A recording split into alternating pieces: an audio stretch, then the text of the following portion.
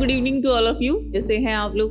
करती हूँ सभी बहुत अच्छे होंगे। आप सभी का स्वागत है आपके अपने सरकारी परीक्षा पर। जैसा कि आप देख सकते हो, आपने थंबनेल पर देखा होगा कि आज से हम करने वाले हैं एसएससी का मॉक टेस्ट, यानी कि आपके लिए लेकर आई हूँ मैं बेहतरीन जीके जीएस के क्वेश्चन जो कि आपके एग्जाम के लिए बहुत ज्यादा महत्वपूर्ण। इन सभी सवालों को अगर मेरे साथ आप अटेम्प्ट करेंगे तो डेफिनेटली विश्वास मानिए कि आने वाली जो भी परीक्षाएं हैं ये आपको यहाँ जरूर देखने को मिले। लेकिन उससे पहले क्या करना है, आप सभी को यहाँ पर जल्दी जल्दी से कनेक्ट कर लेना है, क्लास को कर देना है अपने सभी दोस्तों को शेयर, जिससे कि बाकी सभी स्टूडेंट यहाँ पर कनेक्ट कर ले, है ना। चलिए इसी के साथ शुरू करते हैं आज के सेशन को।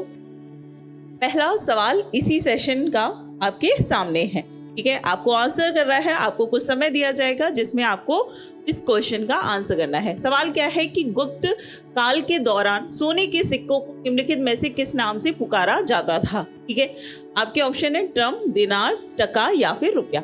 आपको मालूम होना चाहिए कि सबसे पहले कई तरीके के सवाल आते हैं। सवाल क्या क्या आ सकते हैं? सवाल आ सकता है कि सिक्कों का प्रचलन किसके द्वारा किया गया, या फिर सिक्कों का प्रचलन किस काल में सर्वाधिक हुआ है। सोने के सिक्कों को गुप्त काल में क्या कहा जाता था, या कनिष्क के समय क्या कहा जाता था, या फिर आपसे पूछ सकता है मुगल पीरियड में जब मुगल काल चलता है तो वहां पर सोने के सिक्कों को किस नाम से जाना जाता है। अलग अलग जगहों पे अलग अलग तरीके के सवाल बनेंगे और इसी तरीके से आपके एग्जाम में पूछे जाते हैं। तो यहाँ पे पहले सवाल का जवाब क्या होगा कि सिक्कों का प्रचलन, यानी कि सिक्के जो हैं, कॉइन्स की परंपरा आखिर शुरू किसने की। तो ये किसके द्वारा की गई? ये ग्रीस लोगों के द्वारा, ग्रीक के द्वारा की गई, ठीक है। किसके द्वारा की गई? सिक्कों का प्रचलन सबसे पहले ग्रीक ने किया। सिक्कों का प्रचलन, ठीक है। देखो, गुप्त काल की जब बात आती है ना, तो गुप्त काल के बारे में भी आपके दिमाग में कई सारे सवाल आ जाने चाहिए। जब गुप्त काल की अगर हम बात करते हैं तो गुप्त काल एक ऐसा पीरियड रहा है जिसको गोल्डन पीरियड कहा जाता है। एक ऐसा समय जहां पर वास्तुकला या फिर हम साहित्य की बात करें या अलग अलग क्षेत्रों में मानव की बात करें, सभी का महत्व आपको गुप्त पीरियड में देखने को मिलता है। इसीलिए हम इसे क्या कहते हैं? गोल्डन पीरियड कहते हैं। गोल्डन पीरियड इसलिए नहीं कहा जाता है कि इस समय बहुत सारा सोना जो है उसकी खुदाई की गई थी, सारे सोने के सिक्के चल रहे थे, ऐसे नहीं है। यहाँ पे इसको गोल्डन पीरियड इसलिए कहा जाता है क्योंकि यहाँ पर लिटरेचर को बहुत महत्व दिया। अलग अलग क्षेत्रों में जो है विद्वान यहाँ पर इस टाइम पीरियड में रहे हैं। जैसे आर्यभट्ट के द्वारा शून्य की खोज की, इस पीरियड के हैं, गुप्ता पीरियड के हैं। चरक संहिता, ये सभी ऐसे पीरियड, ऐसे विद्वान हैं इस समय में रहे हैं। ये इंपॉर्टेंट हो जाता है। यही पे पूछा गया है सोने के सिक्के। सोने के सिक्कों को इस समय क्या कहा जाता था? दिनार कहा जाता था, ठीक है। इस नाम से जाना जाता था, दिनार। अब सवाल ये आता है कि आखिर सोने के इन सिक्कों को सबसे ज्यादा गुप्ता पीरियड में किसने प्रचलित किया होगा? कोई बताएगा? चलिए मैं आपके सामने ऑप्शन देती हूँ। एक है चंद्रगुप्त प्रथम, दूसरा है स्कंदगुप्त और तीसरा है आपका समुद्रगुप्त। 3 ऑप्शन आपके सामने हैं। आप मुझे कमेंट करके बता दीजिएगा कि यहाँ पर आपका आंसर क्या हो जाएगा, ठीक है। आगे बात करेंगे। देखो, पहले तो ऐसा नहीं था। पहले क्या होता था, जब प्राचीन समय में हम जानते हैं तो हमें अगर कोई वस्तु खरीदनी है तो उस समय पैसे नहीं हुआ करते थे, वस्तु विनिमय होता था। सबसे प्राचीन, अगर आपसे पूछा है, क्योंकि पूछा गया सवाल है कि सबसे प्राचीन समय में जो व्यापार की पद्धति थी वो किस पर निर्भर करती थी? वो विनिमय पर आधारित थी। यानी कि आप गेहूं जो है, आपने उपज, आपने फसल जो है उत्पादन की, आपने फसल जाकर उस दुकानदार को दी और उस दुकानदार से जो है उस सामान आपने उसके बदले ले लिया, तो इसको हम विनिमय पद्धति कहते हैं। सबसे पहले यही प्रचलन में थी। उसके बाद कौड़ियां आई, फिर सिक्के आए, अब तो करेंसी चलती है ना। बिटकॉइंस आ गए हैं अब तो, है ना। मॉडर्न एरा में अगर हम बात करें तो किसकी बात करते हैं? बिटकॉइंस की बात करते हैं। चलिए अगला सवाल है, नंद वंश का अंतिम सम्राट कौन था?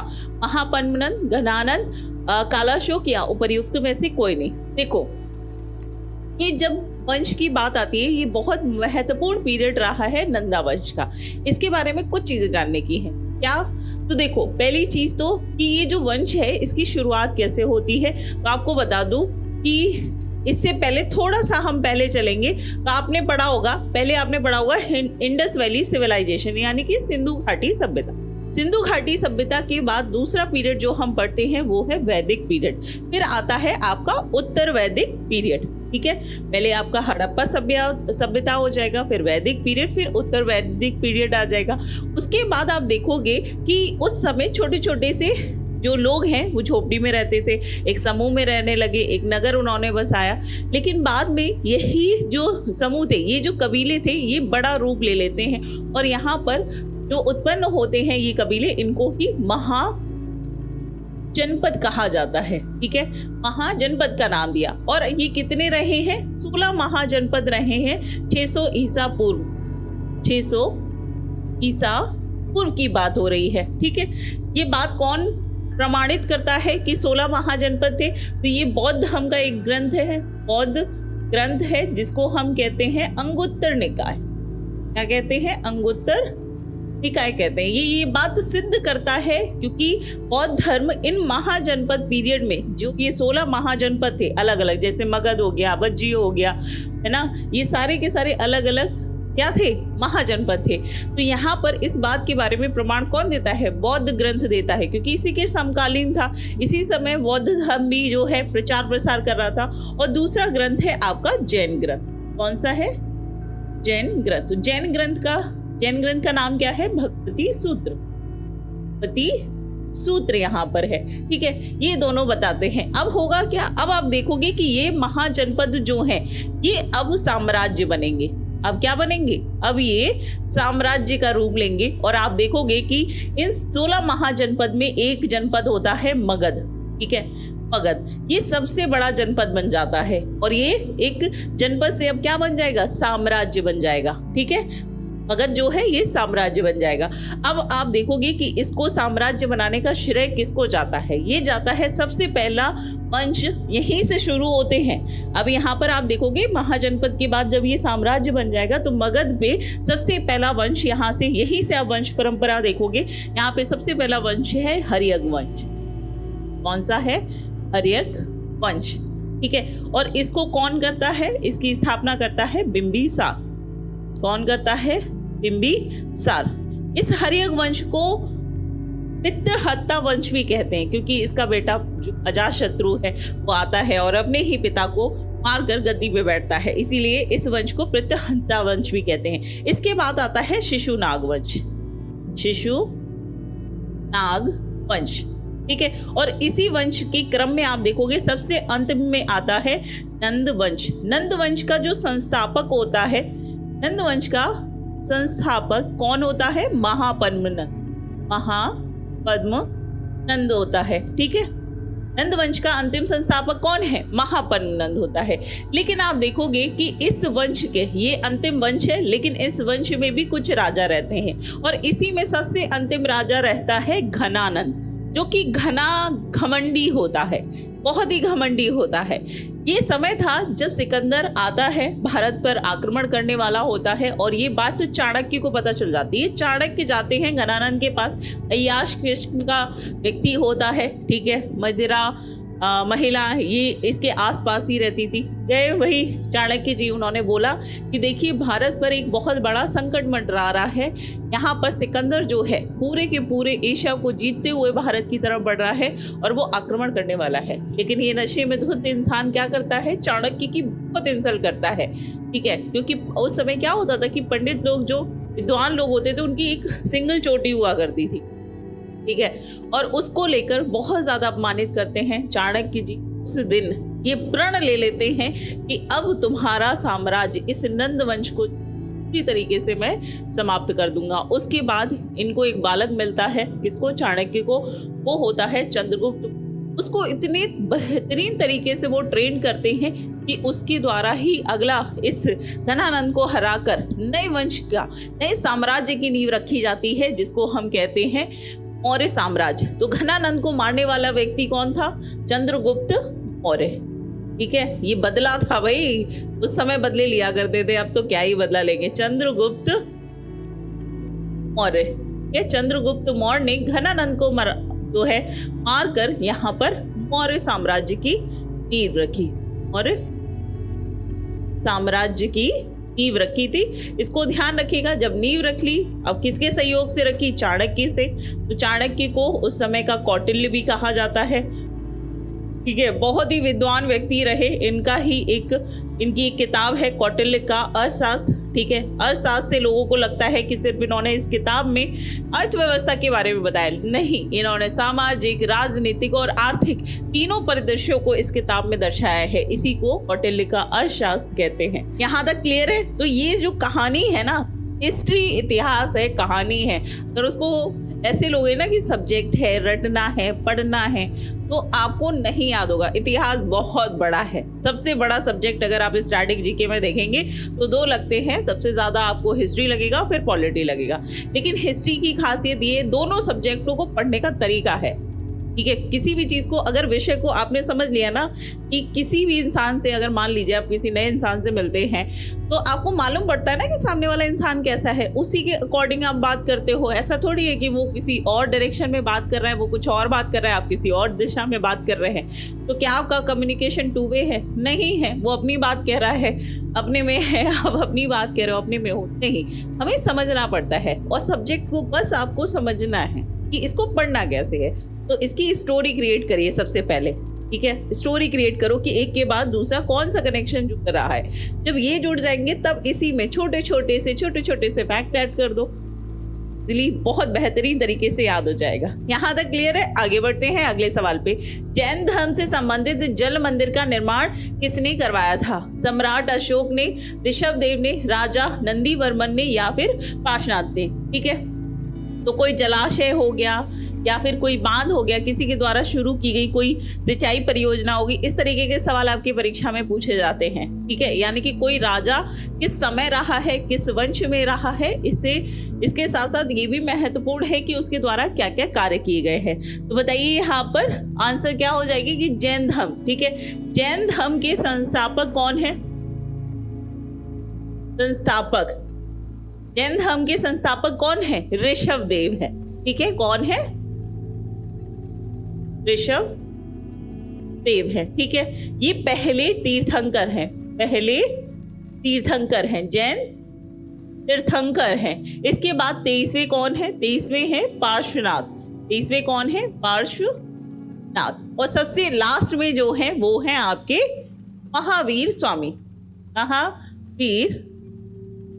अब आपने एक चीज देखी होगी, एग्जामिनर क्या करता है, ज्यादातर जैन धर्म में महावीर स्वामी से सवाल पूछे जाते हैं। तो आपको क्या करना है, महावीर स्वामी और जब आप बौद्ध को पढ़ोगे, दोनों को एक साथ जब आप कंपेयर करके पढ़ोगे, तो आपको दिखेगा कि उनमें बहुत सारी समानताएं हैं, कुछ भिन्नताएं भी हैं, ठीक है। उनकी जर्नी लगभग सेम है कि उनको कोई एक रास्ता चुनना था, उनका कोई एक टारगेट था, और उसी के चलते दोनों ने ही अपना घर छोड़ दिया। एक ने बिना बताए छोड़ा, एक ने अपने भाई की जो है परमिशन लेके। अगर आप देखोगे महावीर स्वामी जो है, इन्होंने अपने भाई की परमिशन ली। इन्होंने अपने भाई को बताया कि भाई मुझे अपनी ज़िंदगी में कुछ और ही चाहिए, कुछ लक्ष्य प्राप्त करना है, मुझे जानना है कि संसार क्या है, मुझे यहाँ से जाने दीजिए। कहीं उन्होंने, भैया ने कहा चले जाओ। वैसे क्या होता है कि घर परिवार वालों को बोलो, अगर आज के समय आप अपनी फैमिली को बोलो कि मुझे तो संन्यास लेना है या मुझे किसी सत्य की खोज पे निकलना है, बहुत सुनाएंगे तुमको। सत्य की खोज, घर का ये काम है, पढ़ाई लिखाई से रहने का एक बहाना ढूंढ लिया, ये सब बातें करेंगे। लेकिन रियलिटी क्या है कि उस समय इस चीज़ को लोग समझते थे, ठीक है। यहाँ पर याद रखिएगा। बाकी यहाँ पे पूछे गए सवाल का आंसर क्या है, राजा नंदीवर्मन के समय जैन धर्म से संबंधित जो जलाशय मंदिर है, इसका निर्माण किसके द्वारा किया गया? नंदीवर्मन के द्वारा, ठीक है, नंदीवर्मन के द्वारा। अगला सवाल है, पुलकेशिन प्रथम और पुलकेशिन द्वितीय नामक शासक देश से संबंधित हैं? चोल वंश से, चालुक्य वंश से, कुषाण वंश से, या फिर मगध वंश से? हालांकि मॉक टेस्ट है, मैं ही बता रही हूँ। चलिए आंसर करिए इसका, ठीक है। देखो, क्वेश्चन आंसर का फॉर्मेट होना बहुत जरूरी है, ठीक है। आप पढ़ रहे हो, किताबों से आप बहुत पढ़ रहे हो, जानती हूँ मैं, लेकिन अगर आप उसको टेस्ट अटेम्प्ट नहीं करोगे तो फिर कोई फायदा नहीं। चलिए बताइए इसका सही आंसर क्या हो जाएगा, बताइए। पुलकेशिन प्रथम और पुलकेशिन द्वितीय का संबंध किससे है, किस वंश से है? बताओ किस वंश से है? ये दोनों ही किससे है? चालुक्य वंश से हैं, ठीक है। अगर कुषाण वंश की बात करें कुषाण वंश की बात करें तो कुषाण वंश का संस्थापक कौन है? कुषाण वंश का संस्थापक कौन है बताओ? बिल्कुल भारत, सही आंसर दिया है प्रिंस, वेरी गुड। चालुक्य वंश, कुषाण वंश का संस्थापक कौन है और इसका सबसे प्रभावशाली जो राजा रहा है वो कौन है? कनिष्क। कनिष्क के समय ही शक संवत जो है उसको शुरू किया गया था, ठीक है, ये याद रखिएगा। अगला है भारत में मनरेगा कब लागू किया गया बताइए? 2004 में, 2005 में, 2006 में या फिर 2007 में? बताओ। अनामिका प्रिंस भारत, बताइए जल्दी से। भारत में मनरेगा जो है पहले से नरेगा के नाम से जाना जाता था, ठीक है, अब इसे मनरेगा के नाम से जाना जाता है। और ये क्या करता है? ये 100 डेज का एम्प्लॉयमेंट, 100 डेज एम्प्लॉयमेंट, रोजगार देता है ग्रामीण लोगों को, ठीक है, गरीब लोगों को 100 दिन का रोजगार दिया जाता है इसके अंतर्गत। हाँ, कुषाण वंश का कुजुल फडणवीस, वेरी गुड। चलिए बताइए यहाँ पर आंसर क्या हो जाएगा कि मनरेगा जो है ये किस साल में शुरू किया गया है? ठीक है, याद रखिएगा कब किया गया है। ओके, प्रिंस का आंसर आया है, बाकी बच्चे भी फटाफट जो बताओ कि प्रिंस सही जवाब दे रहे हैं या नहीं दे रहे हैं, और नहीं दे रहे हैं तो सही जवाब क्या है फटाफट से बताइए। यहाँ पर सभी का आंसर क्या है और सेशन को सभी शेयर कर देंगे, है ना? बताइए ऑन आईडी, बताओ भाई, बताइए मनरेगा की स्थापना कब हुई?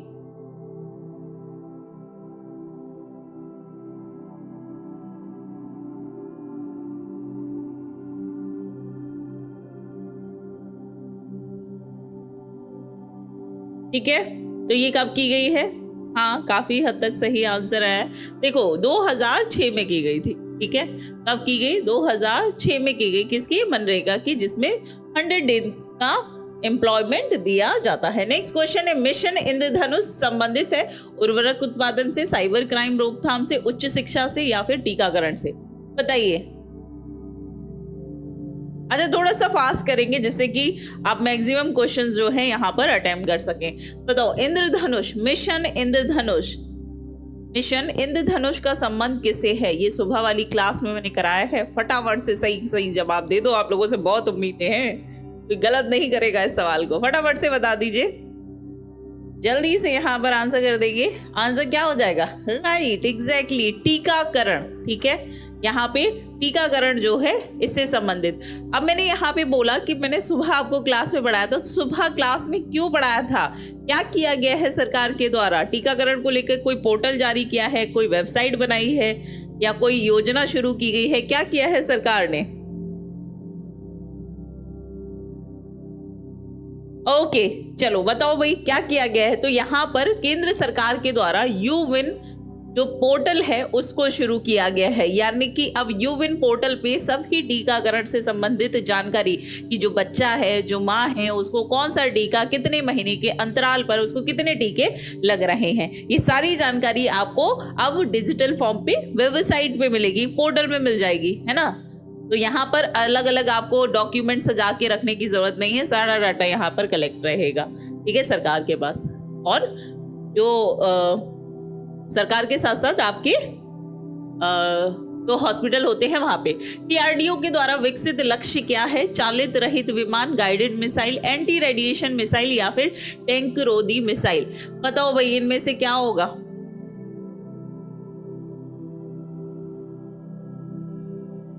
ओके, चलिए बताइए।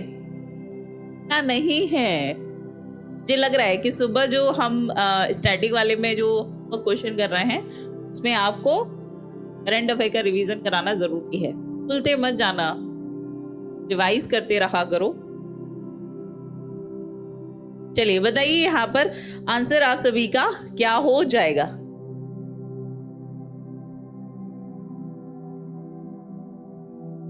बताइए। नहीं, चालक रहित विमान, चालक रहित अनमैन्ड एरियल व्हीकल, ठीक है, ये DRDO के द्वारा विकसित लक्ष्य है। ठीक है, विकसित लक्ष्य है। आपको याद होगा कि अभी अनमैन्ड एरियल व्हीकल जो है इसको सरकार के द्वारा लॉन्च भी किया गया। क्या नाम है उसका? Unmanned aerial vehicle. Unmanned aerial vehicle हाल ही में लॉन्च किया गया। नाम क्या है उसका?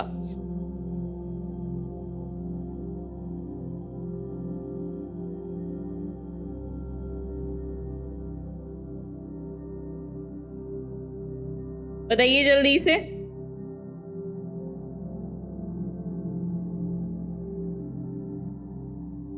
ऐसे तो बहुत सारे हैं, लेकिन अभी हाल ही में लॉन्च किया गया कौन सा है? फटाफट से बता दो।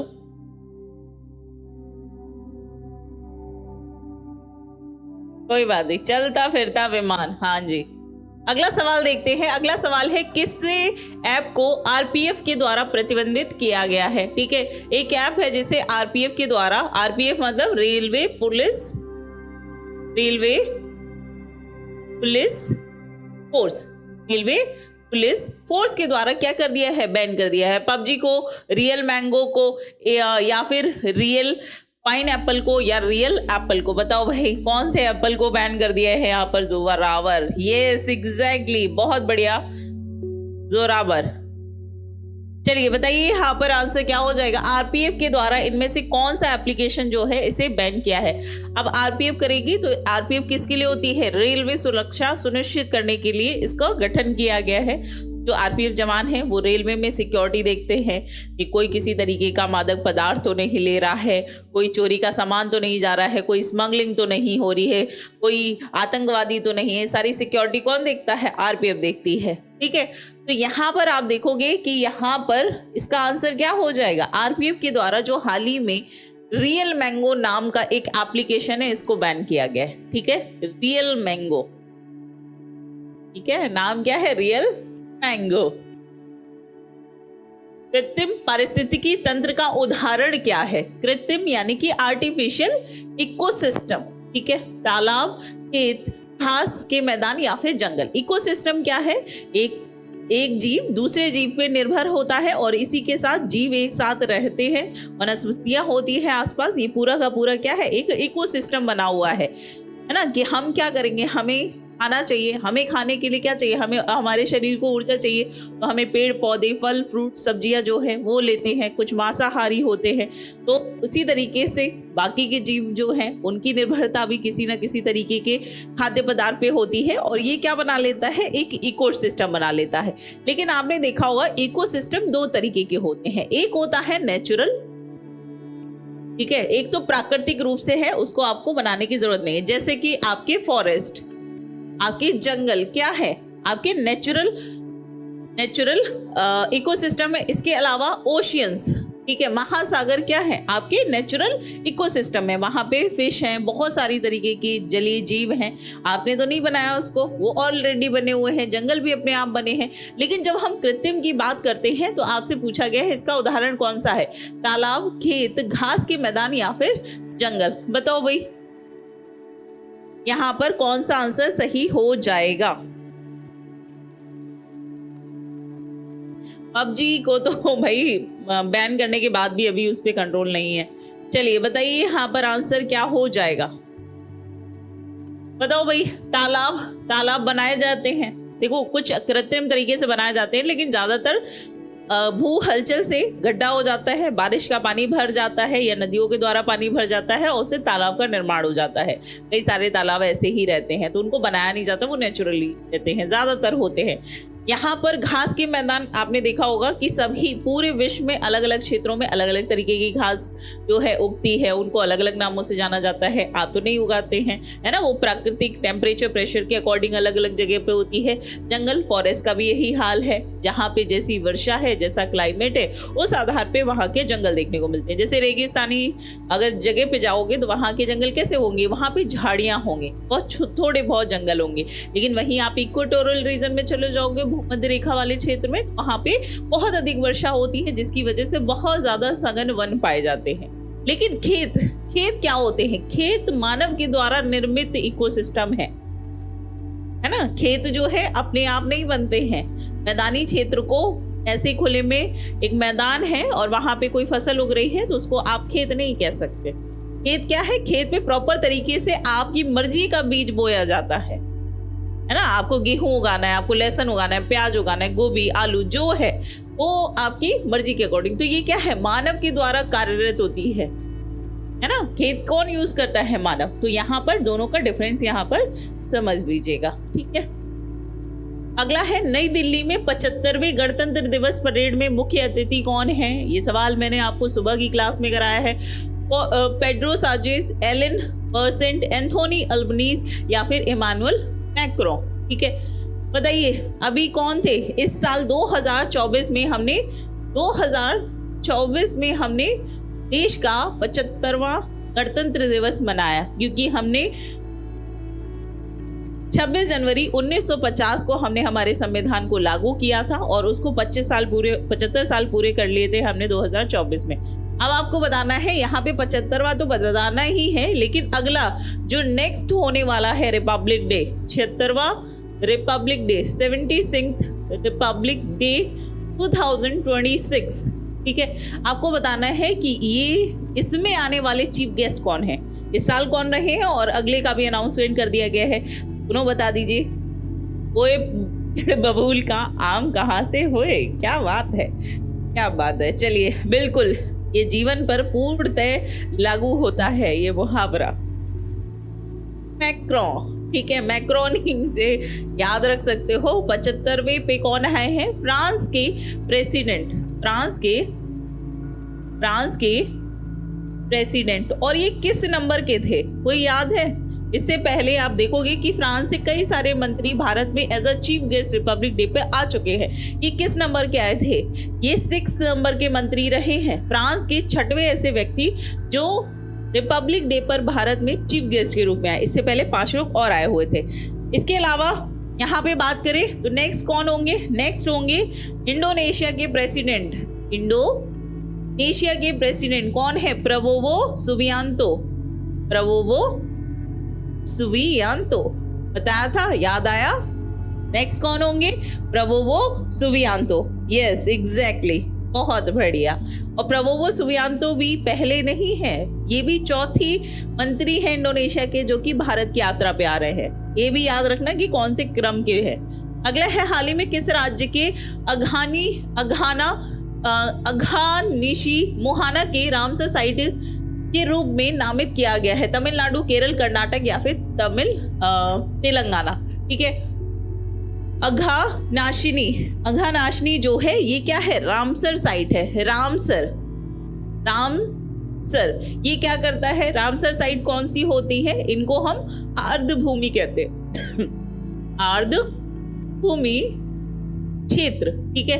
ऐसा दलदली क्षेत्र जो होता है, दलदली, जैसे कि आपके तालाब हो गए या फिर नदियां हो गई, है ना।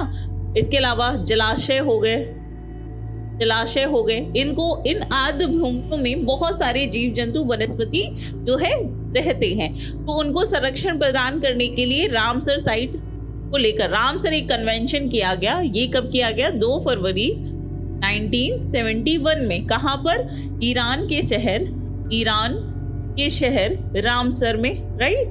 रामसर में इसको आयोजित किया गया, जहां पे विश्व भर के कई सारे देशों ने एक साथ बैठक का आयोजन किया और वहां पे डिसाइड किया कि जो ये आर्द्र भूमि क्षेत्र होते हैं यहाँ पे भी बहुत ही अलग तरीके की प्रजाति होती है। बहुत सारे पक्षी जो है जब मौसम बदलता है तो वो एक जगह से दूसरी जगह माइग्रेट करते हैं। आपने देखा होगा कि हमारे यहाँ भी केवलादेव क्या है? प्रवासी पक्षियों का एक बहुत बड़ा स्थल है। तो इसी तरीके के साइट्स को हमें क्या करना चाहिए? रिजर्व करना चाहिए। अगर वो पक्षी आने के बाद उनको जगह ना मिले तो बेचारे क्या करेंगे? मर जाएंगे। तो हमें संरक्षण प्रदान करना चाहिए। तो इसी तर्ज में जो है भारत के अघनाशिनी मोहाना जो है इसको किया गया और ये कहाँ पे है? आपके तमिलनाडु में। हाँ, यस एग्जैक्टली, ठीक है। और ये कहाँ पर है? तो ये है आपके अघनाशिनी कहाँ है? तो ये है आपके, ये तमिलनाडु नहीं, यहाँ पर आपको याद होगा कि सबसे ज़्यादा 18 साइट 18 साइट जो है 18 रामसर साइट, सबसे ज़्यादा रामसर भूमि कहाँ मिलेंगी आपको? तमिलनाडु। अघनाशिनी कहाँ है? ये है आपके कर्नाटक में। इसीलिए आप जानते हैं कि हर साल इसके प्रति हमें लोगों को अवेयर करना है, नई नई पॉलिसीज लेके आनी है आर्द्र भूमि को लेकर। इसी को आप देखोगे तो 2 फरवरी को हम हर साल क्या मनाते हैं? World wetland day, wetland day के रूप में भी सेलिब्रेट करते हैं, राइट। और अभी भारत में कुल कितनी है? भारत में कुल कितनी वेटलैंड साइट हैं? तो 85 हो चुकी हैं, 85 हो चुकी हैं। और जो आप बता रहे हैं वो है बिहार की। तो हाँ जी, बिल्कुल कर दिया, 85 हो चुकी है, नॉट 83, ठीक है, 85 साइट्स हैं। चलिए आगे बढ़ते हैं अगले सवाल पे कि भारत में 16 वन कहाँ पाए जाते हैं? पूर्वी घाट के पूर्वी क्षेत्रों में, हिमालय के तराई क्षेत्रों में, पश्चिमी घाट के पश्चिमी क्षेत्रों में, या सुंदरवन के वन डेल्टा में। बताओ भाई, 16 वन। शोले मूवी देखी है? चलो बताइए यहाँ पे 16। आपको इस शोले से एक बहुत ही फनी सा एक मोमेंट है। हम लोग एक जगह रहते थे, वहाँ पे एक छोटा सा होटल था, ठीक है। हम अक्सर वहाँ पे खाना खाने सारे लोग जाते थे, और वहाँ पे जो लड़का सर्व करता था वो छोले, हम कहते थे कि छोले दे दो, वो कहता सोले चाहिए, सोले पैक करने हैं, सोले खाने हैं। वो बहुत ही फनी सा था, पर बहुत ही मतलब वो ऐसा मोमेंट है कि जिंदगी भर याद रहेगी। कई साल पुरानी बात है, याद आ गए बिल्कुल। चलिए यहाँ पर आप देखेंगे तो यहाँ पे क्या है आपका पश्चिमी घाट जो है, वहीं पर वेस्टर्न घाट आप देखेंगे तो आपके इस तरीके से भारत का तटीय क्षेत्र है। इधर जो पहाड़ियां हैं इन्हें हम वेस्टर्न घाट कहते हैं, वेस्टर्न घाट कहते हैं। और वहीं पर यहाँ पे आप देखोगे पूर्व में भी पहाड़ियां हैं, लेकिन कटी फटी हैं। क्यों कटी फटी है? क्योंकि इधर से कई सारी नदियां बहती हैं। उन्होंने पूर्व की पहाड़ियों को काटा है, क्योंकि अगर आप भारत का नक्शा देखोगे ना तो भारत जो है ये इस तरीके से उठा हुआ है। पहली चीज तो इस तरीके से उठा हुआ है, और ये तिरछा इस तरीके से झुका हुआ है पूर्व की तरफ। खंड जो है आपका गोंडवाना लैंड का हिस्सा है ना ये, तो दक्षिण जो प्रायद्वीपीय भारत है वो इस तरीके से झुका हुआ है, ठीक है। इस वजह से आप देखोगे ढलान जो है इधर है, इस वजह से नदियों के उद्गम के बाद यहाँ पर काट दिया गया है। तो इन पहाड़ियों को हम क्या कहते हैं? ईस्टर्न घाट, ईस्टर्न घाट कहते हैं, ठीक है। तो ये 16 जो है ये कहाँ पाया जाता है? आपका भारत में, पश्चिमी घाट पे। अगला है भारतीय संगीत वाद्य यंत्र संवादिनी किस प्रकार का वाद्य यंत्र है? तंतु वाद्य है, वायु वाद्य है, ताल वाद्य है, या फिर प्रहार है? बताओ भाई आंसर क्या हो जाएगा? हाँ जी बिल्कुल वेस्टर्न घाट। तो हाँ, वेस्टर्न घाट क्यों है? क्योंकि भारत का सबसे बड़ा हॉट स्पॉट है। आप देखेंगे कि पूरे भारत में अगर हिमालय को ले लो, अंडमान को, सारे क्षेत्रों को अगर इंक्लूड करके आप देखो तो सबसे ज्यादा डाइवर्सिटी जो आपको देखने को मिलेगी वो वेस्टर्न घाट में। अलग अलग तरीके के पौधे मिलेंगे, पेड़ पौधे, बहुत तरीके की औषधियां मिलेंगी, इसके अलावा बहुत अलग अलग तरीके के जीव जंतु मिलेंगे, और ये पूरे वेस्टर्न घाट में सबसे ज्यादा मात्रा में है। इसीलिए उसको यहाँ पे हम क्या कहते हैं? हॉट स्पॉट कहा जाता है भारत का, ठीक है। चलिए चलो भाई एक ऐसा करते हैं, घूमने ही चल लेते हैं ना। बताओ भाई यहाँ पर संवादिनी जो है ये किस तरीके का वाद्य यंत्र है? इसको किस तरीके से बजाया जाता है? ये वायु वाद्य है, ठीक है, विंड इंस्ट्रूमेंट है। अजंता की चित्रकला किस धर्म से संबंधित है? बौद्ध धर्म, जैन धर्म, वैष्णव धर्म, या फिर शैव धर्म? बताओ अजंता की गुफाएं ये किस धर्म से संबंधित है? किस धर्म से संबंधित है? फटाफट से बताइए, किस धर्म से संबंधित है?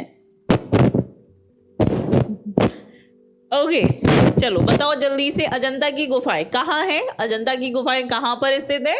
तो महाराष्ट्र में है, ठीक है। कहाँ पर है? महाराष्ट्र में है।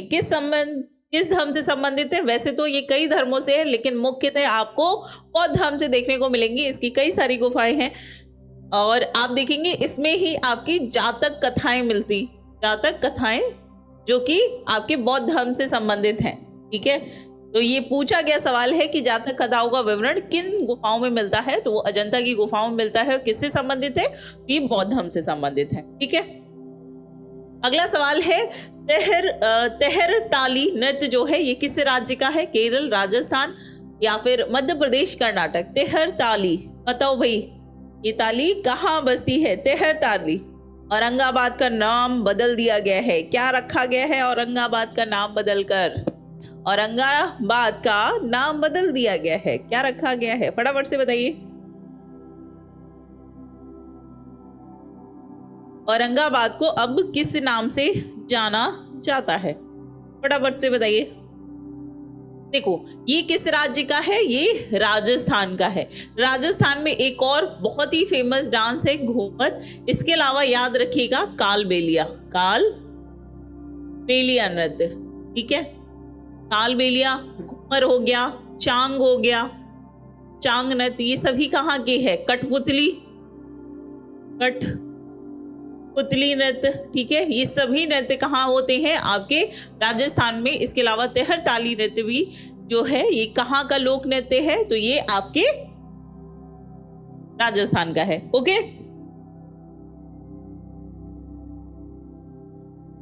हाँ जी बिल्कुल, मारो राजस्थान, मारो राजस्थान। अगला है कोपा कप किससे संबंधित है? फुटबॉल, हॉकी, टेनिस या फिर बिलियार्ड से। आपको बताना है कि अभी इंटरनेशनल बिलियार्ड जो है किस भारतीय खिलाड़ी ने जीता है? कालबेलिया, कल से कालबेलिया को सपेरा नृत्य के नाम से भी जाना जाता है। मुख्यतः इसका नृत्य जो है ये आपको जैसलमेर वाले रेगिस्तानी क्षेत्र में रहने वाली जो सपेरा जनजाति है उसके द्वारा देखने को मिलेगा। और साथ ही के साथ कालबेलिया को यूनेस्को की वर्ल्ड हेरिटेज साइट की अमूर्त श्रेणी में भी शामिल किया गया है। ठीक है, इंटेंजिबल साइट में भी शामिल, उसको भी ध्यान रखिएगा। चलिए बताइए, कोपा कप जो है ये इसका संबंध किससे है? कोपा कप का संबंध किससे है? कोपा कप का संबंध किससे है? कोपा कप का संबंध किससे है? फटाफट से बताइए। फुटबॉल से या हॉकी से? हाँ जी बिल्कुल, फुटबॉल से है। अगला है किस तापमान पे तरल अपनी तरल अवस्था से ठोस अवस्था में परिवर्तित होता है उसे कहते हैं? गलनांक, हिमांक बिंदु, क्वथनांक या फिर ऊर्ध्वपातन। बताओ भाई, तरल अपनी तरल अवस्था से ठोस अवस्था में परिवर्तित होता है, यानी कि बर्फ का जो पानी होता है, पानी का बर्फ होना, इसको क्या कहेंगे हम? गलनांक कहेंगे, हिमांक बिंदु, क्वथनांक या फिर ऊर्ध्वपातन कहेंगे? ऊर्ध्वपातन कहेंगे। बताइए ये किस प्रक्रिया के तहत आएगा? बताओ भाई। जल का बर्फ बनना, जल का बर्फ बनना। बताओ भाई, जल का बर्फ बनना, जल का बर्फ बनना। गलनांक का मतलब होता है मेल्टिंग, यानी कि वो बिंदु जब बर्फ पिघलकर पानी हो रही है, क्या है? गलनांक है ना। बर्फ पिघल रही है और वो द्रव अवस्था में बदल रही है, ये क्या हो रहा है? गलनांक। इसी तरीके से क्वथनांक बॉइलिंग पॉइंट होता है जहां पर पानी उबलने लगता है, बॉइल होने लगता है। और ऊर्ध्वपातन होता है जहां पर कोई भी ठोस पदार्थ सीधे सीधे किसमें? ठोस से सीधे गैस में परिवर्तित होता है, जैसे कि आपका कपूर हो गया, मोमबत्ती हो गया, ये सभी क्या है? ऊर्ध्वपातन बिंदु कहलाते हैं। यहीं पर आप देखो, हिमांक बिंदु वो बिंदु होता है जब तरल अवस्था से जो बर्फ होती है वो जमना शुरू होती। ठीक है, हिमांक बिंदु जब आपका तरल जो है ठोस अवस्था में, यानी कि पानी का तो है बर्फ बन रहा है, उसी को कहा। नोटिफिकेशन नहीं आई बच्चे, मैंने सुबह क्लास में अनाउंस किया था, है ना। चलिए, क्लास डेली 5 बजे होगी, आप लोग याद रखिएगा, डेली शाम को 5 बजे। और ये मॉक टेस्ट होगा, ठीक है, क्योंकि अगर एक चैप्टर लेके चलेंगे तो काफ़ी सारे कवर करना मुश्किल है। तो यहाँ पे सारे के सारे मोस्ट इम्पॉर्टेंट क्वेश्चन डिस्कस करेंगे, इसके साथ साथ और भी सारे के सारे टॉपिक जो है हम कवर करते हुए। ठीक है, तो यहाँ पे हिमांक बिंदु हो जाएगा। अगला देखते हैं, निम्नलिखित में से किसके द्वारा अनंत पर स्थित किसी बिंब का प्रतिबिंब अत्यधिक छोटा बनेगा? ठीक है, केवल अवतल दर्पण पे, केवल उत्तल पर, केवल उत्तल लेंस पर, या अवतल दर्पण, अवतल लेंस और उत्तल लेंस पर। बताइए, अनंत पर स्थित किसी बिंब का प्रतिबिंब अत्यधिक क्या बनेगा? इसका सही आंसर होगा, हाँ जी बिल्कुल। चलिए बताइए यहाँ पर आंसर क्या हो जाएगा? ये थोड़ा सा ट्रिकी क्वेश्चन है, तो मे बी आप लोगों को थोड़ा सा कंफ्यूजन करेगा पैदा। यहाँ पे याद रखिएगा अवतल और अवतल दर्पण, अवतल लेंस और उत्तल लेंस, ये तीनों ही होंगे। अगला है, भारत के संविधान का कौन सा अनुच्छेद प्रत्येक राज्य के लिए राज्यपाल का प्रावधान करता है? बताओ कि हर राज्य में एक राज्यपाल होगा और एक राज्यपाल एक से अधिक राज्यों का भी राज्यपाल हो सकता है। बताइए इसकी नियुक्ति किस अनुच्छेद के तहत होती है? राज्यपाल की नियुक्ति कौन करते हैं? देश के राष्ट्रपति करते हैं। और ये प्रावधान किस में किया गया? 156 में, 157 में, 173, 153 में। बताइए, सभी होंगे बच्चे, सभी होंगे यहाँ पर। फटाफट से बताइए यहाँ पर आंसर क्या हो जाएगा। देश का हर राज्य का एक राज्यपाल होगा, ठीक है, हर राज्य का एक राज्यपाल होगा। और राज्यपाल की नियुक्ति कौन करेंगे? राज्य के राज्यपाल की नियुक्ति राष्ट्रपति, ठीक है, राष्ट्रपति द्वारा की। किसके तहत है? 55 के तहत।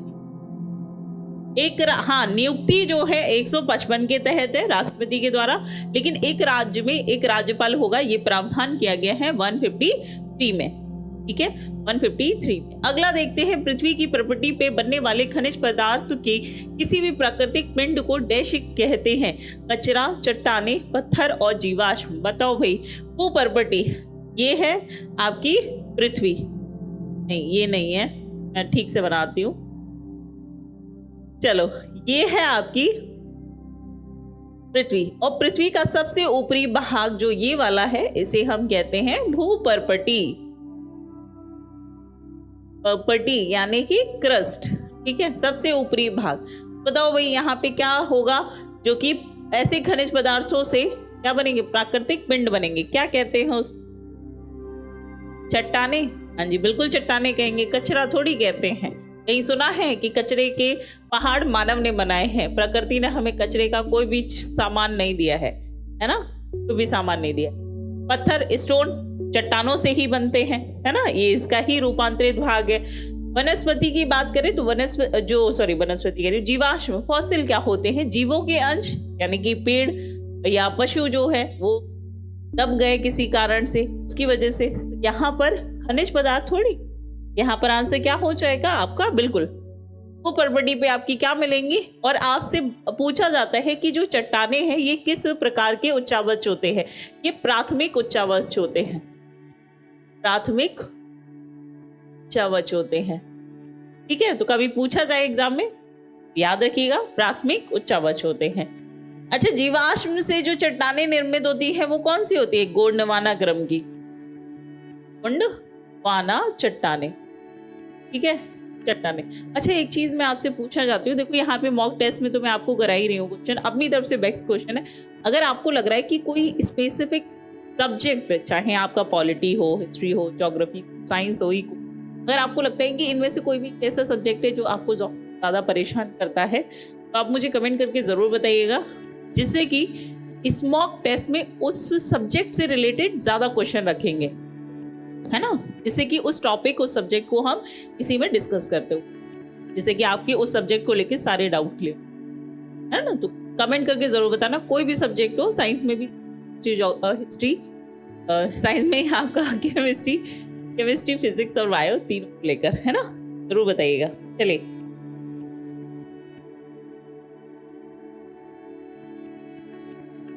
ठीक है, चलो अगला सवाल है, समस्थानिक समान दर्शाने वाले परमाणु होते हैं। बताओ, जिनको हम समस्थानिक कहते हैं यानी कि आइसोटोप्स कहते हैं, उसमें क्या समान होते हैं?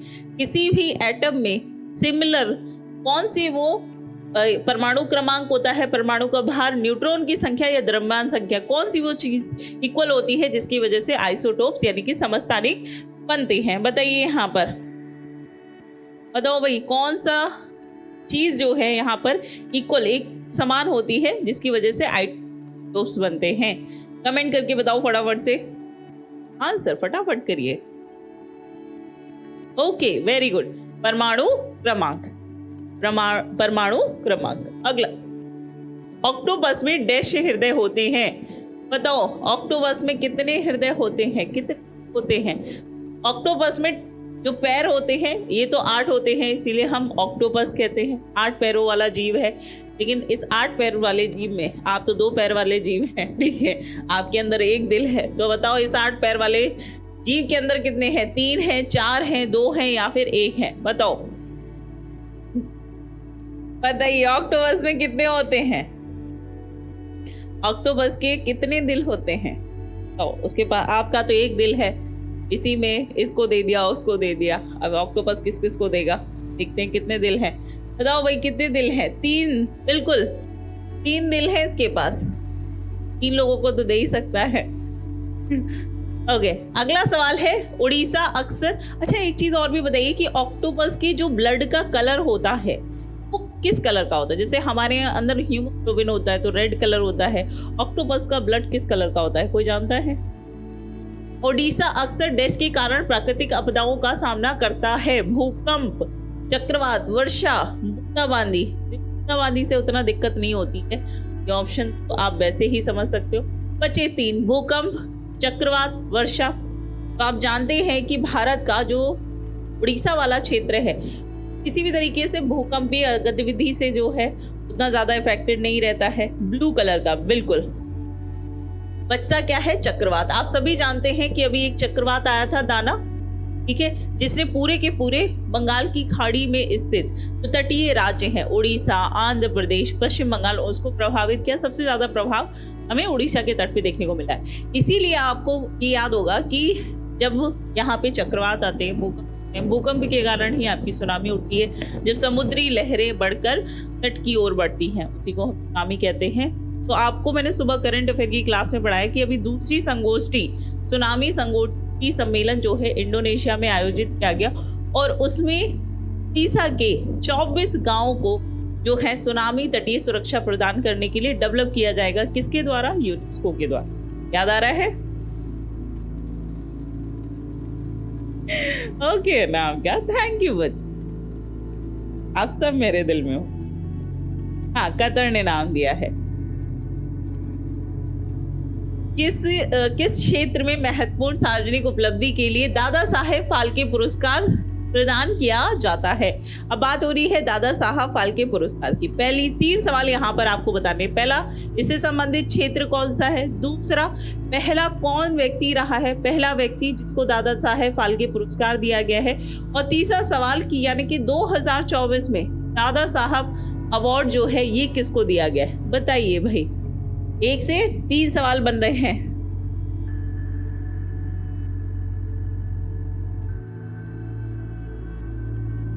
क्या बात है, चलिए बताइए। बिल्कुल, किससे संबंधित है? तो ये फिल्म जगत से संबंधित है। फिल्म जगत में जो लोग फिल्म जगत में बेहतरीन योगदान देते हैं वो दादा साहब फाल्के पुरस्कार दिया जाता है। दूसरा सवाल है, बिल्कुल ठीक है, इस बार किसको दिया जा रहा है? 2024 को दिया जा रहा है मिथुन चक्रवर्ती जी को। मिथुन चक्रवर्ती जी को एक और अवार्ड भी दिया गया है इस साल 2024 में। एक और अवार्ड से भी सम्मानित किया गया। किससे? पद्म भूषण से। याद रखना, पद्म भूषण दिया गया है और दूसरा अवार्ड है दादा साहब फाल्के पुरस्कार। पहला कौन सा है? इससे पहले वहीदा रहमान को दिया गया है। पहला व्यक्ति जिसको इससे सम्मानित किया गया है कौन है? देविका रानी। ठीक है, कौन है? देविका रानी पहली महिला रही इनको इससे सम्मानित किया गया। किस क्षेत्र से संबंधित है? तो ये फिल्म जगत से संबंधित है। ओके, अगले सवाल पे चलते हैं। थायरॉक्सिन के संश्लेषण के लिए निम्नलिखित में से क्या आवश्यक होता है? पोटेशियम, सोडियम, कैल्शियम या फिर आयोडीन? बताओ। थायरॉक्सिन देविका रानी को मिला था। यस एग्जैक्टली, देविका रानी को ही मिला था। बताइए यहाँ पर आंसर क्या हो जाएगा? थायरॉक्सिन के संश्लेषण के लिए अब कौन सा यहाँ पर रिस्पॉन्सिबल? पोटेशियम। बहुत ही कॉमन सेंस वाला क्वेश्चन है, अगर आपको सीधे सीधे नहीं पता होगा तो आप बिल्कुल यहाँ पे पूरी उम्मीद है। बिल्कुल यहाँ पे आयोडीन। यहाँ पे थायरॉक्सिन मतलब थायराइड की बात हो रही है। थायराइड के लिए क्या जरूरी है? आयोडीन, है ना? आयोडीन। और आयोडीन अगर बॉडी में नहीं होगा तो कौन सा रोग हो जाएगा? झींगा रोग हो जाएगा। अगला है जीएसटी को अपनी प्रणाली को लागू करने वाला देश कौन सा है? बताइए जीएसटी को लागू करने वाला पहला देश, कनाडा, फ्रांस, ऑस्ट्रेलिया या फिर जर्मनी? बताओ भाई, जीएसटी को लागू करने वाला पहला देश कौन सा है?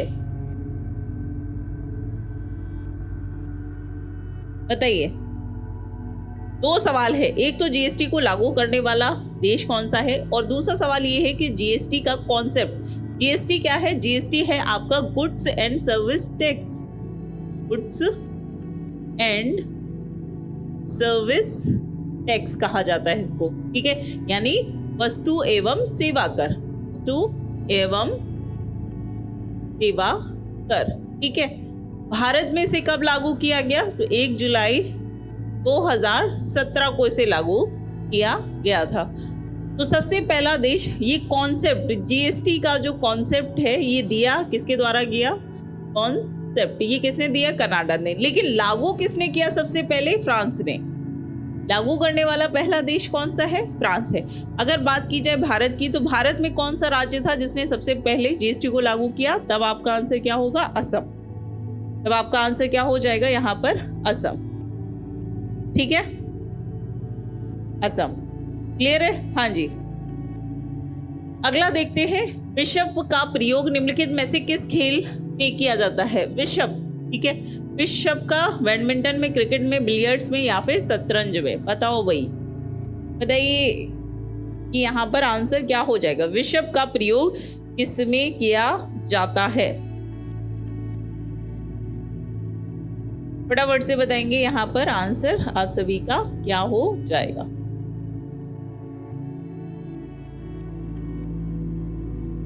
प्रियंका, ये क्लास 5 बजे से हो रही है और डेली 5 बजे क्लास होगी, मंडे टू फ्राइडे, ठीक है, मंडे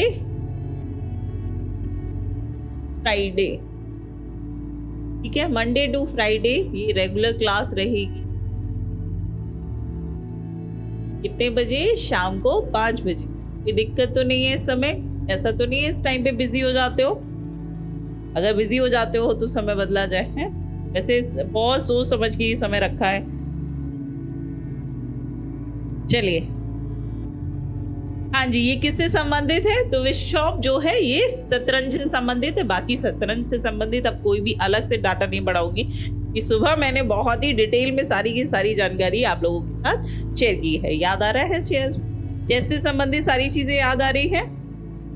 चलिए, अगला है मेलिंग राष्ट्रीय उद्यान किस राज्य में है? असम में है, अरुणाचल प्रदेश, मणिपुर या फिर मिजोरम? बताओ, मेलिंग, मेलिंग कहाँ है?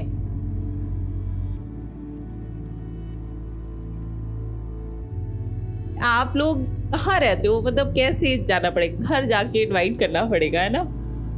आओ व्हाट्सएप पे जुड़ो, है ना? व्हाट्सएप पे सारी की सारी क्लासेस जो है शेयर कर दी जाएंगी। व्हाट्सएप पे जुड़ सकते हो, टेलीग्राम पे जुड़ सकते हो, बाकी नंबर कुछ बच्चों के पास है, आप लोग शेयर कर सकते हो। सभी एक जगह जाओगे तो गलती होगी, शेयर कर देंगे, बता देंगे। पर आज नहीं बताया है, इस कल से आप लोग, आज आपको बता दिया है सारा का सारा, फिर अब मेरा दुश्मन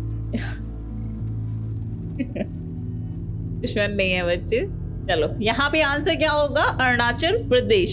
इसके अलावा नामदफा, नामदफा भी कहाँ है? आपका अरुणाचल प्रदेश में। इसके अलावा पक्के, पक्की कहाँ है? इसके अलावा ईस्टर्न ईगल, ये भी कहाँ मिलेगा आपको?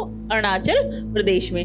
असम में बात करें तो असम में वैसे तो 7 नेशनल पार्क हैं। सबसे बड़ा तो है मानस है, मानस हो गया, काजीरंगा हो गया, इसके अलावा देहिंग पटगई हो गया, ये सब कहाँ है? असम में है। मणिपुर की बात करें, मणिपुर जो है उत्तर भारत का एकमात्र ऐसा नेशनल पार्क है जहां पर तैरता हुआ क्या है? नेशनल पार्क, जिसको हम क्या कहते हैं? केबुल लामजाओ, केबुल लामजाओ, ठीक है, केबुल लामजाओ। पूरी दुनिया का एकमात्र तैरता राष्ट्रीय उद्यान यानी कि नेशनल पार्क है। कहां पर स्थित है? किसमें? तो ये लोकटक झील में, झील में। मेरा बहुत मन है इस तैरते हुए नेशनल पार्क में जाने का। यहाँ पे एक बहुत ही छोटा सा प्यारा सा स्कूल भी, बच्चे जाते हैं तैरते हुए वहां तक, स्कूल तक। इतनी सुंदर जगह है, जाना तो बनता है, कभी मिलेगा मौका जाएंगे। हर्षी, राधे राधे, नमस्ते, जय श्री राम। चलिए ठीक है, केबल नाम जाओ। अगले सवाल पे चलते हैं। निम्नलिखित में से किसे भारत में जैव विविधता का हॉटस्पॉट माना जाता है? अरे ये सवाल तो परली हो चुका है, बता दो। अरावली पहाड़ियां, पश्चिमी घाट, पूर्वी घाट या फिर सिंधु का मैदान? ये क्वेश्चन का आंसर मैंने अभी कुछ ही देर पहले आपको एक क्वेश्चन में बताया था। ये अकॉर्डिंग टू पेपर लीड हो चुका है। बताइए यहाँ पर।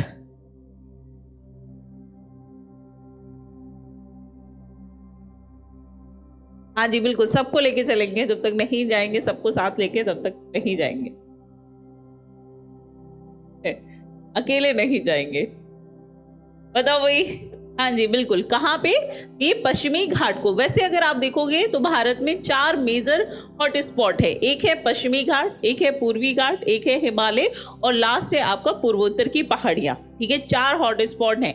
हॉट स्पॉट उस क्षेत्र को कहा जाता है जहाँ पर डाइवर्सिटी ज़्यादा होती है, प्लांट्स और एनिमल्स की, यानी कि वनस्पति की भी बहुत सारी प्रजातियाँ पाई जाती हैं और आपके जो जीव जंतु होते हैं उनकी भी अधिक मात्रा में, मतलब बाकी क्षेत्रों की कंपेरेटिवली वहां पे ज्यादा होती है। तो अगर इसके क्रम में आप देखोगे तो सबसे ज्यादा कहाँ है? पश्चिमी घाट में, फिर आपका देखोगे तो हिमालयी क्षेत्र, फिर पूर्वोत्तर पहाड़ियां और उसके बाद पूर्वी घाट। ठीक है, तो ये तीनों के तुमने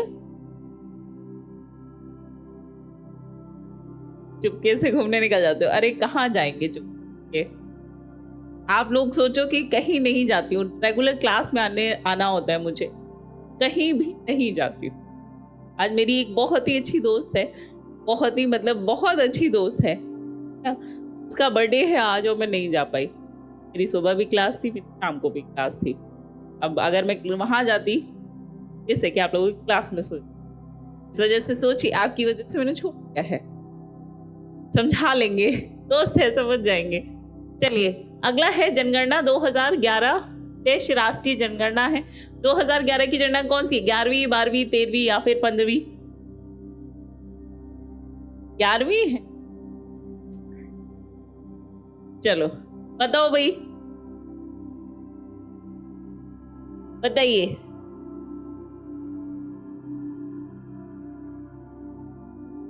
बताओ भाई। हाँ जी तो यहाँ पे याद रखो 2011 की जनगणना कौन सी है? 15वीं जनगणना है। और आपको बता दूं ये स्वतंत्र भारत की, ठीक है, स्वतंत्र भारत की 7वीं जनगणना है।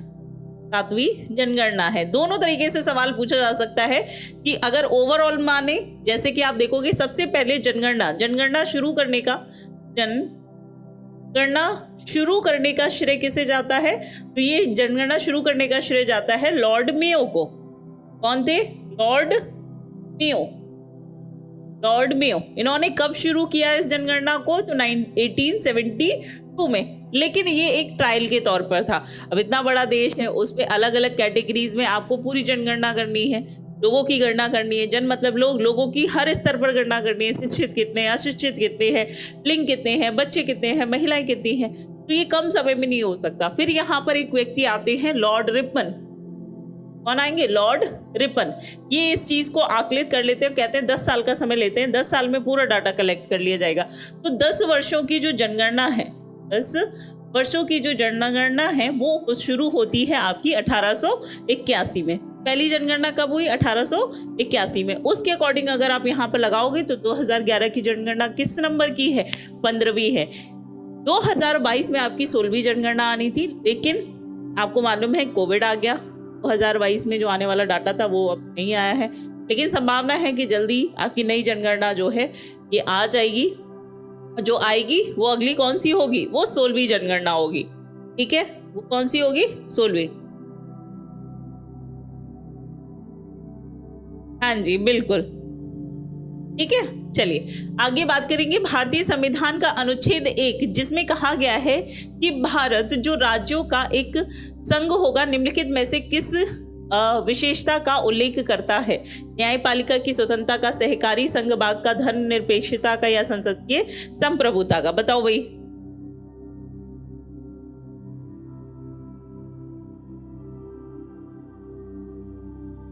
टाइमिंग ठीक है ना, कोई प्रॉब्लम तो नहीं है इस टाइम पर ज्वाइन करने की, क्योंकि रेगुलर आप लोग मुझे क्लास में चाहिए, है ना। नहीं तो फिर मैं यहाँ पर अकेले ही खुद ही पढ़ रही हूँ, वो नहीं होनी चाहिए। आपके लिए ही है ये कंटेंट। और अब ये सभी आप जो एग्ज़ाम है वो बहुत नज़दीक हैं, वालों को बेहतरीन से करेंगे। बाकी आप लोग रेगुलर जुड़े यही। चलिए, भारत को अभी कोई गाना नहीं याद आ रहा है, नहीं तो जरूर कुछ ना कुछ दो शब्द तो कहने होते। बताओ भाई, संविधान जिसमें कहा गया है भारत जो राज्यों का संघ है, ये बात क्या कहलाती है? इसका आंसर क्या हो जाएगा? थोड़ा सा दिक्कत हो रही है, कंफ्यूज है। ठीक है, ये क्या है? ये संघवाद है। ठीक है, कोऑपरेटिव फेडरेशन है। ठीक है, ये क्या है? राज्यों का, सभी राज्य मिलकर आपस में कोऑपरेट करते हैं और उसके बाद ही एक संघ का निर्माण होता है। ये कोऑपरेटिव फेडरलिज्म है। ठीक है, कोऑपरेटिव फेडरलिज्म। ओके। और मैं भी चाहती हूँ कि मैं दिन भर आपके साथ यहीं पर रहूं। निम्नलिखित में से कौन सा एक गंभीर क्षयकारी रोग जो लंबे समय तक प्रोटीन, कार्बोहाइड्रेट और वसा के अपर्याप्त सेवन के कारण होता है? बताओ, ऐसा कौन सा एक रोग है जो कि काफी ज्यादा घातक होता है? अगर आपको लंबे समय तक प्रोटीन प्राप्त ना हो और कार्बोहाइड्रेट ना मिले और वसा ना मिले तो आपकी हालत खराब हो जाएगी। बताइए, जीरोफोल्मिया या फिर रक्तस्राव या फिर हाइपोकैल्सीमिया या फिर मरासमस? बताइए, मरासमस। ठीक है, कोऑपरेटिव फेडरलिज्म क्यों है, ये बात समझ में आ रही है? यहाँ पे कोई कंफ्यूजन है तो बताओ, एक बार और आपको क्लियर कर दूं। बताइए,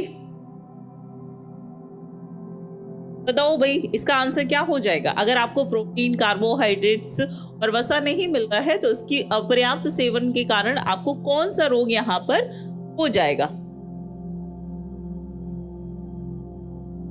क्या बात है भारत, देखो ये बात हुई ना, अभी भारत प्रॉपर तरीके है, मरासमस। ठीक है, कौन सा है? मरासमस।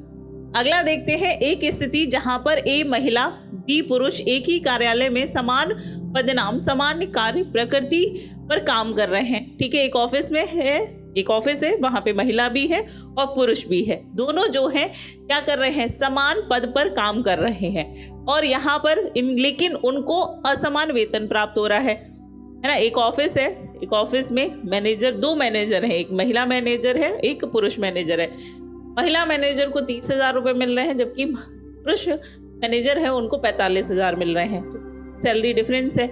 यहाँ पे पूछा गया है कि संविधान के निम्नलिखित में से कौन सा अनुच्छेद लागू होगा यहाँ पर? आर्टिकल 21, आर्टिकल 48, आर्टिकल 18 या फिर article 39A?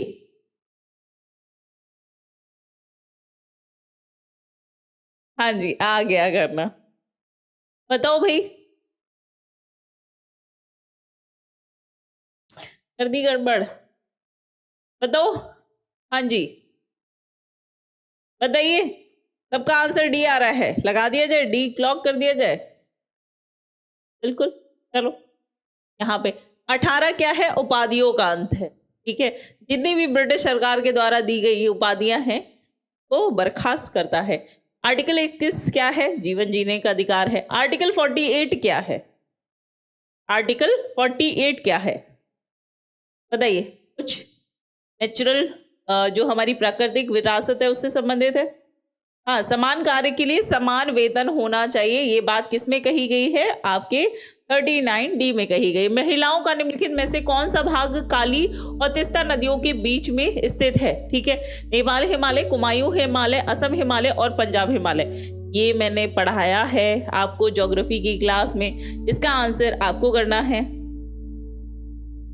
Okay Priyanka, Bharat, Prince, Anamika, बताइए यहाँ पर आंसर क्या होगा? बताओ भाई, कौन सा हिमालय पढ़ाया था यहाँ पर? देखो, ये है सिंधु नदी, सिंधु नदी है, सिंधु नदी, और ये है सतलज नदी, सतलज नदी। इसके बीच में जो ये क्षेत्र है इसे कौन सा हिमालय कहते हैं? इसे हम कहते हैं पंजाब हिमालय। ठीक है, पंजाब, हिमालय। इसके बाद सतलज से लेकर यहाँ पर उत्तराखंड के पास ये कौन सी है, काली नदी। ठीक है, सतलज से लेकर काली तक का जो क्षेत्र है इसे हम मायू हिमालय कहते हैं, माऊ हिमालय कहते हैं। ठीक है, इसके बाद काली से लेकर तिस्ता, असम के पास, सिक्किम के पास जो तिस्ता नदी है, तिस्ता नदी, इस पूरे क्षेत्र के हिमालय को हम नेपाल हिमालय कहते हैं। नदियों के द्वारा विभाजित किया गया है। इसके बाद यहाँ पे मिलेगी आपको ब्रह्मपुत्र नदी, और ब्रह्मपुत्र नदी तिस्ता से लेकर ब्रह्मपुत्र वाला ये वाला जो क्षेत्र है ये कौन सा है, ये है आपका असम हिमालय। ठीक है, असम हिमालय। ठीक है, तो यहाँ पे नेपाल है, यहाँ पे असम है, यहाँ पे कुमायूं है और यहाँ पे पंजाब है। तो यहाँ पे पूछे गए सवाल का आंसर क्या हो जाएगा, पूछा गया है कि काली से लेकर तिस्ता, तो काली कहाँ है, काली यहाँ पर है और ये है तिस्ता। तो काली से लेकर तिस्ता के बीच का जो हिमालय है उसे हम नेपाल हिमालय कहते हैं। ठीक है, से हम क्या कहेंगे, नेपाल हिमालय। तो इस तरीके से डायग्राम बनाकर लिख लो और नदियों का क्रम याद रखिएगा, सिंधु से लेकर सतलज, सतलज से लेकर काली, काली से लेकर तिस्ता, तिस्ता से लेकर ब्रह्म। ठीक है, चलिए अगला सवाल देखते हैं। वस्तुओं की पर्याप्त आपूर्ति सुनिश्चित करने के लिए अलाउद्दीन खिलजी के अधीन किस अधिकारी को व्यापारियों के एक रजिस्टर को बनाए रखने की आवश्यकता थी, बताओ भाई। यहाँ पे नाजीर, रईस, परवाना, मुहसिब या फिर शान मंडी, बताइए यहाँ पर आंसर क्या हो जाएगा। वैसे ये मैंने क्लास में आपको बहुत डिटेल में पढ़ाया है, पर बताओ यहाँ पर आंसर क्या हो जाएगा। अलाउद्दीन के समय कौन सा एक मंत्रालय है, विभाग है जो कि सारा का सारा डाटा कलेक्ट करता है, उसका नाम क्या है।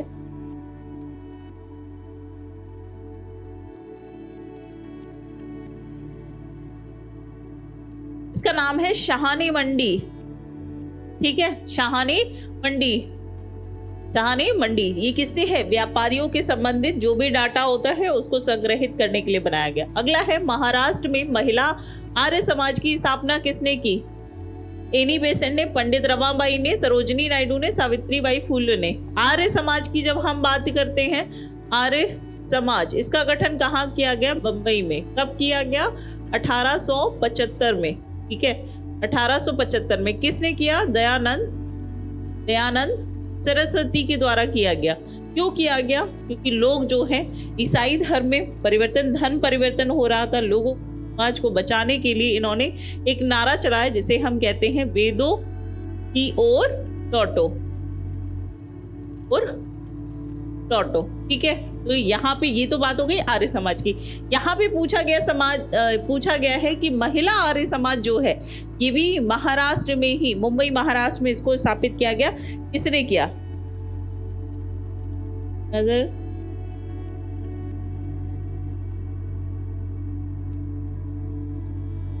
चलो बताओ यहाँ पर आंसर क्या हो जाएगा, किसके द्वारा यहाँ पे महाराष्ट्र में आर्य समाज जो है इसको रेगुलेट किया गया था। तो याद रखिएगा, पंडित रमाबाई। ठीक है, थियोसोफिकल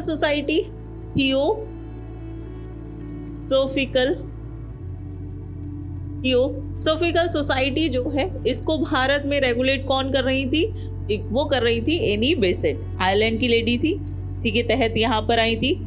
हाँ जी, ठीक है। सरोजिनी नायडू आप जानते हैं भारत में स्वतंत्रता संग्राम में इनका बहुत बड़ा योगदान रहा है। 1925 में सरोजिनी नायडू कानपुर अधिवेशन में पहली महिला अध्यक्ष चुनी गई थी, राइट। इसके अलावा सावित्रीबाई फुले, ये ज्योतिबा फुले की पत्नी है और ये पहली शिक्षिका रही। ठीक है, पहली शिक्षिका थी। सोचिए उस समय जहाँ समाज में महिलाओं को बिल्कुल भी पढ़ने लिखने नहीं दिया जाता था, पहले इन्होंने खुद पढ़ा और फिर जाकर गांव में, कि ये कहो कि जहाँ पूरा समाज जो है महिलाओं की शिक्षा को अपराध मानता हो, ऐसे में जाकर आप किसी गांव में जाकर आप कहें कि मुझे इस बच्ची को पढ़ाना, लड़कियों को पढ़ना चाहिए। सोचिए, हाँ, पहली महिला राज्यपाल भी कौन रही है, आपकी सरोजिनी नायडू रही। ठीक है, अगला है आमतौर पे इस्तेमाल किए जाने वाले विटामिन बी कॉम्प्लेक्स कितने विटामिनों से युक्त है? 8, 10, 12 या फिर 6? बताइए बी कॉम्प्लेक्स जो है कितने सारे विटामिन आते हैं इसमें? बी कॉम्प्लेक्स में कितने विटामिन आते हैं? भारत की कोकिला कही जाती है, स्वर कोकिला लता मंगेशकर हैं। Absolute right. चलिए बताइए यहाँ पर आंसर क्या हो जाएगा? आमतौर पे कितने हैं? काउंट करो। 8 है, 8 ही है। कौन कौन से हैं? 8 है भाई, 12 नहीं है। 12 बी कॉम्प्लेक्स 12 दिया जाता है लेकिन 12 नहीं होते हैं। B1 है, B2 है, B3 है, B5 है, B7 है। फिर आप आओगे तो B8 मिलेगा, फिर 9 मिलेगा, फिर आपका 12 मिलेगा। कभी आपने B11 सुना? अगला, डैश मानव द्वारा बनाए गए पहले सिंथेटिक फाइबर। हाँ बताओ, मानव के द्वारा बनाया गया पहला सिंथेटिक फाइबर पॉलिएस्टर, नायलॉन या फिर रेयॉन या फिर टेरिकॉट। पहला आर्टिफिशियल सिंथेटिक फाइबर कौन सा फाइबर बनाया गया सबसे पहले? सबसे पहले मानव के द्वारा कौन सा फाइबर जो है यहाँ पर डेवलप किया गया? बताओ भाई।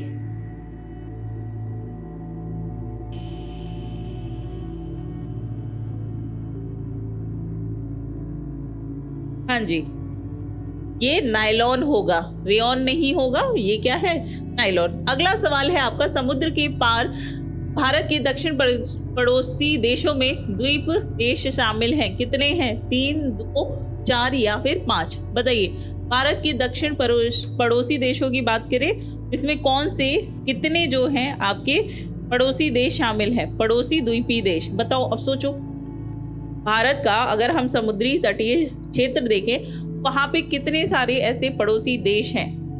भारत के पड़ोसी देश कौन कौन सा है?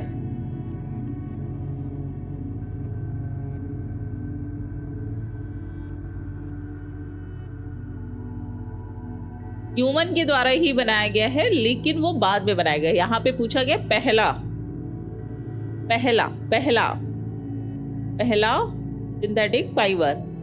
यहाँ पे कितना हो जाएंगे? 2 हो जाएंगे। 4 कैसे होंगे भाई? पहला है मालदीव है, ठीक है, और दूसरा कौन सा है? श्रीलंका। ठीक है। अगला सवाल है, मुद्रा तापीय ऊर्जा संयंत्र गुजरात के किस जिले में है? खेड़ा, जामनगर, कच्छ या फिर गांधीनगर? तो पहली चीज तो सीधे सीधे याद रखिएगा कि मुद्रा तापीय संयंत्र किस राज्य में है? तो ये गुजरात में है। अब सवाल है कि ये गुजरात के किस जिले में है? बताओ यहाँ पर आपका आंसर क्या होगा? रेयॉन नहीं होगा, रेयॉन बाद में बनाया गया बच्चे। ठीक है, बताओ भाई यहाँ पर आंसर आप सभी का क्या हो जाएगा? हाँ, ये सब पड़ोसी देश हैं लेकिन समुद्री तटीय पूछे गए। यहाँ पर आंसर क्या हो जाएगा आपका? सॉरी, जामनगर के लिए कच्छ। ठीक है, कच्छ मुद्रा संयंत्र जो है ये गुजरात के कच्छ जिले में, और कच्छ जो है पूरे भारत का सबसे बड़ा जिला है और गुजरात का भी सबसे बड़ा जिला है। कौन सा? कच्छ। पे है आपकी मुद्रा परियोजना। इसी के साथ आज का सेशन यहाँ पर समाप्त होता है और उम्मीद करती हूँ कि आप लोगों को सेशन बहुत अच्छा लगा होगा। अगर अच्छा लगता है तो कमेंट करके बताइएगा। ठीक है, चलिए तो इसी के साथ मिलते हैं मॉर्निंग में। तब तक ख्याल रखो अपना। Thank you so much. Take care, bye bye, good.